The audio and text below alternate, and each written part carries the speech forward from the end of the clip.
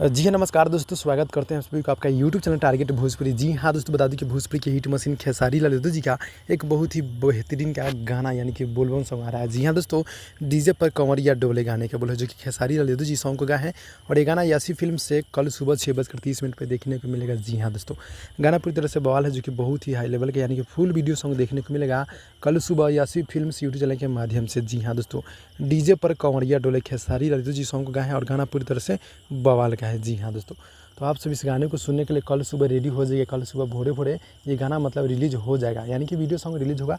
आप सब इस गाने को ढेर सारा प्यार आशीर्वाद दीजिएगा। जी हाँ दोस्तों, सावन के मतलब बहुत ही अच्छा गाना होने वाला है जो कि इस बार सावन में ये गाना 100% बजने वाला है गाना। जी हाँ दोस्तों, तो इस गाने का आप लोग सुनिएगा, आनंद लीजिएगा और सावन में इस गाने को खूब बजाइएगा और इस गाने पर आप लोग रील्स बनाइए क्योंकि ये गाना है जो मतलब बहुत ही कमाल का है। डीजे पर कंवरिया डोले गाने का बेहतरीन टाइटल रखा गया है। खेसारी जी की आवाज़ में गाना होगा और खुद चैनल से रिलीज़ हो रहा है यासी फिल्म्स से, जो कि बहुत ही अच्छा कंपनी है यासी फिल्म्स, उसी से देखने को मिल रहा है। जी हाँ दोस्तों, तो भाई मिलते हैं अगली वीडियो में, तब तक के लिए धन्यवाद।